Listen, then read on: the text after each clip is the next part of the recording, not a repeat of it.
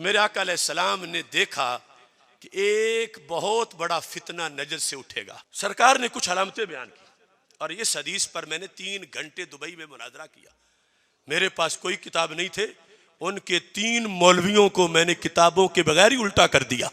इस हदीस पर सरकार से हजरत हुज़ैफा बिन यमान रज़ी अल्लाह तआला अन्हु जो सरकार के राज वाली बातें बताते हैं, बात करते हैं कि सरकार ने फरमाया, इन्ना मिम्मा अतखव्वफु अलैकुम रजुलुन क़रअल कुरआन हत्ता इज़ा रुयत बहजतु अलैहि व काना रिदाउल इस्लाम फ़तराहु इला मा शा अल्लाह फनसलख मिन्हु व नबज़हु वराअ ज़हरी व सअला जारी बिस्सैफ वरमाहु बिश्शिर्क क़ाल क़ुल्तु अय्युहुमा औला बिश्शिर्क अर्रामी बिल मरमी क़ाल बल रामी बल रामी बल रामी।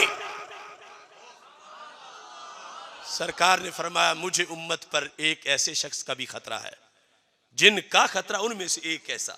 कौन? इब्ने अब्दुल वहाब की सारी निशानियां सरकार ने बताई और इस पर मैंने मुनाजरा किया और इब्ने अब्दुल वहाब को इस हदीस के नीचे से वो निकाल नहीं सके 3 घंटे तक। मेरे नबी अलैहिस्सलाम ने फरमा, बंदा होगा तहरीक अपनी चलाएगा कुरान पढ़ के।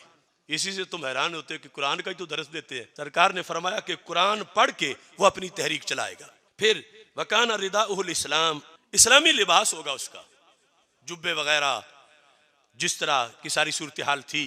हत्ता इज़ा रुयत बहजतु अलैहि, ज़ाहिरी रौनक दाढ़ी वगैरह भी होगी।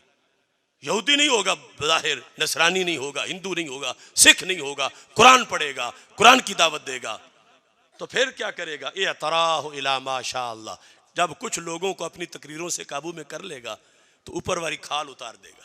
वो भेड़नुमा भेड़िया भेड़ वाली खाल उतार के भेड़िया बन के सामने आ जाएगा। क्या करेगा? गैब की खबरें सुनो। फनसलख मिन्हु व नबज़हु वराअ ज़हरिही, कुरान पकड़ के पीछे पुश्त के फेंक देगा जिसे पहले सामने रख के दर्स देता था। फिर सरकार का इल्म देखो, फरमा वसआ अला जारिही बिस्सैफ वरमाहु बिश्शिर्क, फरमा उम्मत पर शिरक का फतवा लगा के उम्मत में ही तलवार चलाना शुरू कर देगा।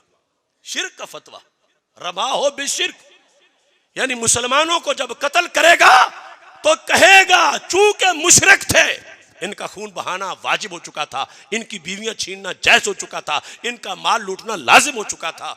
ये फतवा लगा के मुसलमानों का खून बहाता जाएगा। तारीख इस्लाम में जिस शख्स ने कत्लो किताल तो कई लोगों ने किया, मगर जिसमें ये सारी निशानियां मौजूद हों, कुरान से दावत, मुसलमानों पर शिरक का फतवा, फिर मुसलमानों के खिलाफ तलवार निकालना, शिरक की बेस पे कत्ल करना मुसलमानों को, ये सिवाय इब्ने अब्दुल वहाब और उसके चेलों के और कोई नहीं।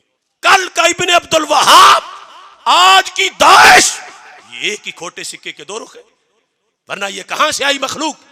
अब इब्ने अब्दुल वहाब ने मुसलमानों पर शिरक का फतवा लगाया। पहला बंदा वो कत्ल किया दरिया रियाज में, जो मस्जिद जुमा के दिन मस्जिद पर मुसल्ले पे खड़ा जमात कर रहा था। ये वहाबी तरीका पहला कत्ल था। 3 लाख मुसलमान इन भेड़ियों ने शहीद किए। 3 लाख, मक्का मुकरमा, मदीना मुनव्वरा और ताइफ के 3 लाख मुसलमान शहीद किए।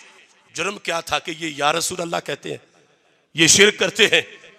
सरकार ने पहले बताया था कि उम्मत पर शिरक का फतवा जाली लगाकर एक बंदा फितना बर्पा करेगा, और मरकज इस्लाम पे उसने कब्जा किया और वहां के रियाल मुजफ्फरगढ़ तक पहुंच गए। ये देखो, मैं सनद के साथ हदीस पेश कर रहा हूं, जो चाहेगा इस पर मुनाजरा भी करूंगा कि ये इब्ने अब्दुल वहाब था जिसकी निशानियां सरकार ने पहले बता दी थी कि वो शिरक का फतवा लगाएगा तो लगाए हम पे। लेकिन कुर्बान जाऊं सरकार के इल्म पर, सहाबा ने भी कोई कसर नहीं छोड़ी, फैसले करवा लिए। आज अगर हमें साबित करना पड़ता कि इन 2 में से हम हैं तीर खाने वाले, वो हैं 3 मारने वाले, तो फिर सच्चा कौन है और झूठा कौन है, तो बड़ी मेहनत करनी पड़ती। हजरत हुज़ैफा बिन यमान ने सरकार से ही करवा लिया कि मेरे महबूब, वो जमाना जब आ चुका होगा, उम्मत पे शिरक का फतवा लग चुका होगा, लाखों मुसलमान कत्ल हो चुके होंगे, तो 2 टोले होंगे, शिरक के तीर मारने वाले और दूसरे होंगे शिरक के तीर खाने वाले। आप ये तो बता दो कि उनमें से मुशरिक और झूठा होगा कौन? ये आप खुद ही फैसला फरमा दो।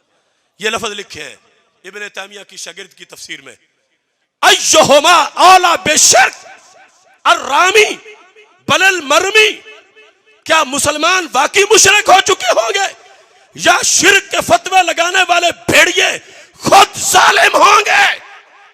मेरे नबी अलैहिस्सलाम ने फैसला किया, ये लिखा है, भले रामी भले रामी भले रामी ए हुज़ैफा बिन यमान, सुनाना मेरी उम्मत को कि जिस वक्त ये शिर्क के फतवे लगाने वाले शिर्क के फतवे लगा रहे होंगे उस वक्त की उम्मत का कोई जुर्म नहीं होगा, वो सच्चे मुसलमान होंगे।